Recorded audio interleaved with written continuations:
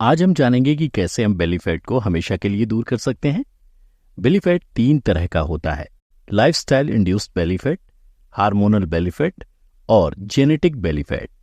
तो चलिए जानते हैं इन सभी तरह के बेली फैट के बारे में और आप इनको कैसे कम कर सकते हैं। Number 1, lifestyle induced belly fat. खराब लाइफस्टाइल की वजह से बढ़ने वाले बेली फैट की गिनती पिछले 10-15 सालों में बहुत ज्यादा हो रही है और इसके बारे में सबसे इंटरेस्टिंग फैक्ट ये है कि मेट्रो सिटीज में ये काफी तेजी से बढ़ रहा है और हमारी सोसाइटी के वेल्दी लोगों में यह लोअर और मिडिल क्लास के लोगों के कंपैरिजन में काफी ज्यादा है। इसलिए आज के समय में लाइफस्टाइल इंड्यूस्ड बेली फैट बढ़ता जा रहा है। तो चलिए समझते हैं कि इसमें क्या कारण है और आज से सालों पहले प्रॉब्लम इतनी ज्यादा क्यों नहीं थी जितनी आज हो गई है। क्या आप जानते हैं कि ह्यूमन ईटिंग पैटर्न का एवोल्यूशन कैसे हुआ? बता दें कि हमारे एंसेस्टर्स फीस्ट और फेमिन ईटिंग पैटर्न को फॉलो करते थे। मतलब उन्हें कुछ खाने को मिलेगा, नहीं मिलेगा, या क्या मिलेगा, कितना मिलेगा, कैसे मिलेगा, कब मिलेगा, ये सब प्रिडिक्ट करना काफी मुश्किल था। इसलिए जैसे ही कुछ खाने का उनके हाथ लगता तो उनकी पार्टी हो जाती थी, यानी कि फिस्टिंग, और तब वो अच्छे से खा लेते थे और अपने अंदर इस एनर्जी को स्टोर कर लेते थे ताकि अकाल आने पर उस स्टोर की हुई एनर्जी को वो यूज कर सकें।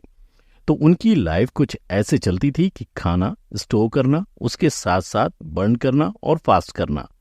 उस समय ना ही पीसीओडी था, ना ओबेसिटी, ना बेली फैट, ना हार्मोनल चेंजेस। जैसे जैसे खाने की अवेलेबिलिटी और ऑप्शंस बढ़ने लगे, ये सभी मेडिकल प्रॉब्लम्स भी शुरू हुई। ऐसा इसलिए हो रहा है क्योंकि आज हमारे पास खाने के लिए काफी सारे ऑप्शंस मौजूद हैं। इसलिए पहला मील खत्म नहीं होता कि हम अगले मील की तैयारी करने में लग जाते हैं और कई बार तो हमें भूख भी नहीं लग रही होती है लेकिन तब भी हम खाना खा लेते हैं। यानी कि हम अपने शरीर को जरूरत से ज्यादा खाना दे रहे होते हैं और रेस्ट कर रहे होते हैं। यानी कि ना ही कैलोरीज बर्न हो रही होती हैं और ना ही हम फास्टिंग पर जाते हैं। और अब हम भूख के लिए नहीं बल्कि अपने मन के लिए, क्रेविंग्स के लिए, यानी हर मौके पर हम सिर्फ खाते ही रहते हैं। यानी कि खाने की डिमांड बढ़ती ही जा रही है और हमारी लाइफस्टाइल सेडेंट्री हो गई है क्योंकि अब इस साइकिल में सिर्फ ईट और स्टोर हो रहा है, ना ही ढंग से बर्न हो रहा है और ना ही फास्ट हो रहा है। इसलिए फैट हमारे शरीर में स्टोर होता रहता है और बॉडी के ग्लाइकोजन स्टोर्स भरते जाते हैं। ओबेसिटी इंक्रीज हो रही है और बेली फैट बढ़ रहा है। अब इसका एक ही सॉल्यूशन है कि हम अपने डाइजेस्टिव सिस्टम को ब्रेक दें और ज्यादा से ज्यादा कैलोरी रोजाना बर्न करें। इसके लिए आप इंटरमिटेंट फास्टिंग का तरीका अपना सकते हैं जिसमें ईटिंग और फास्टिंग दोनों इंक्लूड होता है।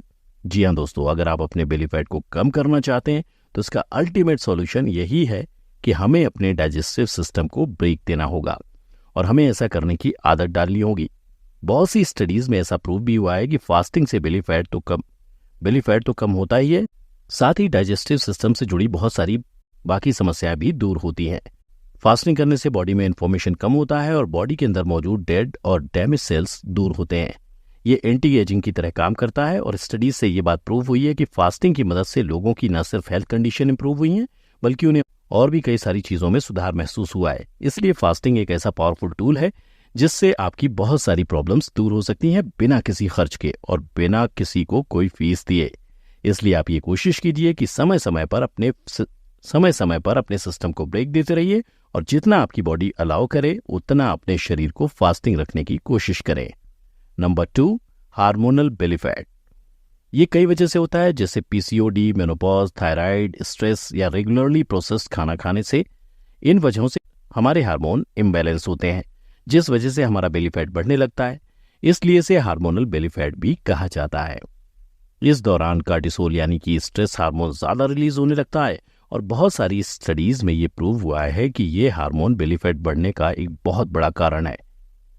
अगर हमारे शरीर में कार्टिसोल हार्मोन काफी समय तक बढ़ा हुआ रहता है तो यह और भी बहुत सारी बीमारियों का कारण बनता है और इस तरह के बेली फैट को कम करने के लिए अल्टीमेट सॉल्यूशन है हार्मोन्स को बैलेंस रखना, जिसके लिए हेल्दी लाइफस्टाइल होना जरूरी है। हेल्दी लाइफस्टाइल होने का मतलब है रोजाना एक्सरसाइज करने का रूटीन बनाना, क्लीन डाइट लेना, प्रॉपर स्लीप रूटीन को फॉलो करना और मेडिटेशन करना। अगर आप इस लाइफस्टाइल को फॉलो करेंगे तो धीरे धीरे करके आपका बेली फैट कम होने लगेगा और एक महीने के अंदर ही आपको अपने इंचेस कम होते हुए दिखाई देने लगेंगे। ये सभी सॉल्यूशन परमानेंट हैं और सेफ हैं। Number 3, genetic belly fat. अगर आपकी बाकी की बॉडी के कंपैरिजन में वेस्ट के आसपास फैट ज्यादा है, अगर आपकी फैमिली हिस्ट्री में भी एब्डोमिनल ओबेसिटी रही है, तो काफी ज्यादा चांसेस हैं कि आपका ये बेली फैट जेनेटिक हो। हमारे शरीर में हमारा फैट किस तरह से डिस्ट्रीब्यूशन होगा, ये काफी हद तक हमारे जीन्स पर डिपेंड करता है। कुछ लोगों के केस में उनके वेस्ट के अराउंड ज्यादा फैट जमा होता है और इस तरह के फैट को कम करना मुश्किल होता है। फिर हम चाहे कितनी ही एक्सरसाइज क्यों ना कर लें, ये फैट कम होने का नाम ही नहीं लेता। हाल ही में एक स्टडी हुई है जिस दौरान 1 हफ्ते तक लगातार कुछ लोगों को रोजाना 4 घंटे कंटिन्यूअस एब्स एक्सरसाइज करवाई गई, लेकिन तब भी उनका पेट कम नहीं हुआ। तो इस इनहेरिटेड बेली फैट का क्या सोल्यूशन है? क्योंकि आप अपना जेनेटिक मेकअप तो बदल नहीं सकते, लेकिन आप अपनी लाइफस्टाइल को जरूर सुधार सकते हैं। ऐसे लोगों को दूसरों के कंपैरिजन में ज्यादा मेहनत तो करनी पड़ेगी, लेकिन एक अच्छी लाइफस्टाइल को फॉलो करने से आपका काफी फायदा होगा। आपके लिए कार्डियो एक्सरसाइज जैसे कि रनिंग, साइकिलिंग काफी हेल्पफुल है, और जब आप वर्कआउट करें तो सिर्फ एब्स की जगह ओवरऑल स्ट्रेंथ पर फोकस करें और हर एक्सरसाइज को करते वक्त अपनी एब्स मसल्स को एंगेज रखें। ऐसा करने से आपका बेली फैट मोबिलाइज होगा और आप चाहें तो किसी फिटनेस ट्रेनर एक्सपर्ट की सलाह भी ले सकते हैं। वर्कआउट के अलावा पूरे दिन अपने आप को एक्टिव रखें और जितना हो सके अपनी बॉडी को मूव करें। इसके साथ साथ अगर आप हेल्दी डाइट लेते हैं तो आपका बेली फैट दूर हो सकता है। तो भले ही आपका बेली फैट आपकी खराब लाइफस्टाइल की वजह से हो, हार्मोनल हो या फिर जेनेटिक हो, इसे कम करने का अल्टीमेट सॉल्यूशन है ओवरऑल हेल्दी लाइफस्टाइल मेंटेन करना। और इन बातों को खास तौर पर जरूर ध्यान रखें कि सबसे पहले एक्सरसाइज करने का अपना एक रूटीन बनाएं, क्लियर डाइट लें, मेडिटेशन करें, प्रॉपर स्लीप पैटर्न फॉलो करें, अपने डाइजेस्टिव सिस्टम को ब्रेक देते रहें, जितनी कैलोरीज आप ले रहे हैं उससे ज्यादा कैलोरीज को बर्न करें, कार्डियो एक्सरसाइज जैसे कि रनिंग और साइकिलिंग को अपने डेली रूटीन में शामिल करें, वर्कआउट करते समय ओवरऑल स्ट्रेंथ ट्रेनिंग पर ज्यादा फोकस करें और एक्सरसाइज करते समय अपने एब्स मसल को ज्यादा से ज्यादा एंगेज रखने की कोशिश करें। और अगर आप इन सभी टिप्स को फॉलो करते हैं तो आपको ना कभी किसी सप्लीमेंट की या फिर किसी सर्जरी की जरूरत पड़ेगी। तो दोस्तों